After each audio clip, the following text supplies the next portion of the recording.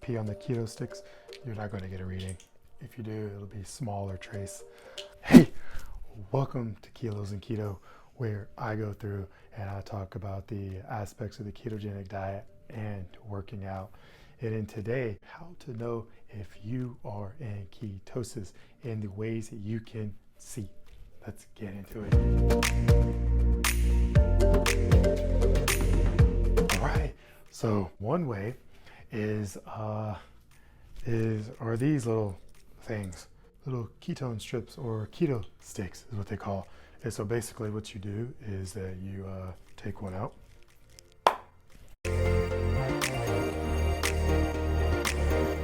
They will look like this. Well, either way, the camera won't focus on it, but it looks like this. All right. And so you pee on this part right there. You pee on it, okay, and it'll turn a color, right? And you have a color gauge right here. And then you'll basically take your freshly peed on stick and you will line it up along the color gradient and you will see where you are. All right. One of the cheapest ways, it's not super cheap.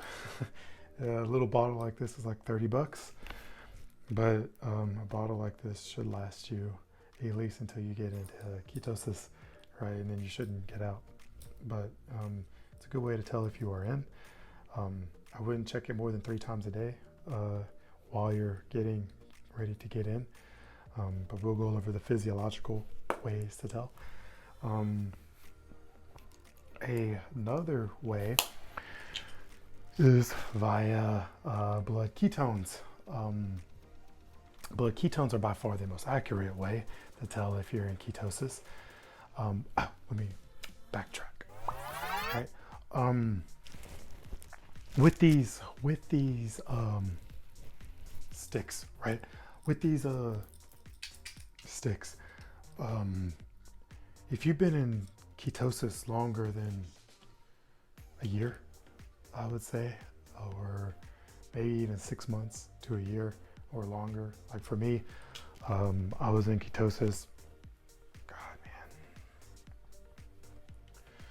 man, 2-3 years. 2-3 years. I would pee on one of these and I wouldn't get anything. I'd be like negative.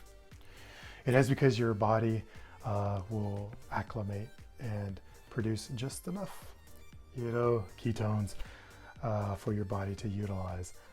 This right here is basically just telling you excess ketones, right? But your body will normalize it all and get very, very efficient. And so if you've been in ketosis for a year or longer, when you pee on the Keto Styx, you're not going to get a reading. If you do, it'll be small or trace. That's because your body is used to it. So don't get discouraged. But by that time, you've probably already hit your goal weight. Congratulations if you have. And you're well on your way to bigger and better things, right? So the next way is another mechanical way of doing it is by blood ketone meters. Now, traditionally, this has been an extremely expensive way of doing it. You would have to buy like a $200, $300 ketone blood meter. And then you would have to buy a pack of strips that would be like 5 per pack. And the pack would also be like $200-300 because the packs, the little strips themselves, would be like $50 a piece, right? So it was extremely expensive and it was way out of reach for a lot of keto goers for the longest time until recently. A company, I'm not affiliated with them by any means, right? I'm not sponsored by them by any way. Keto Coach. It's owned by a guy named Logan. He is Goody Beats on social media. Have come out with a blood ketone meter. That's super affordable.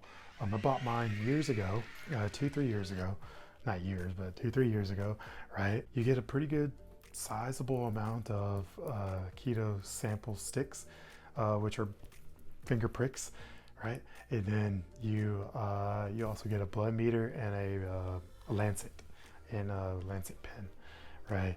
And it's really affordable considering what it is.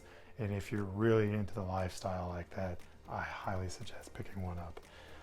So some of the free ways, free with an F-R-E-E, right? There are some ways that you can tell you're in ketosis. One of the ways is your breath, right? You've all heard it, keto breath. If you're married to a nurse, they will know what keto breath is. And when you breathe, it'll have like fruity ammonia kind of smell to it. And that's just the protein breakdown. When you get into a really good deep ketosis, when you sweat, it'll smell like ammonia.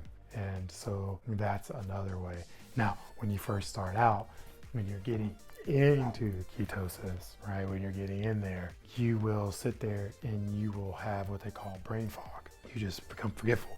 And that is because your brain is transitioning from running on glucose to ketones. You'll be making that transition and you'll get into this brain fog, right? I don't know what's going on. A minor headache, don't let that fool you. It's not an uncomfortable headache by any means. If you are a caffeine consumer, a caffeine withdrawal headache actually is more uncomfortable than a keto headache, okay?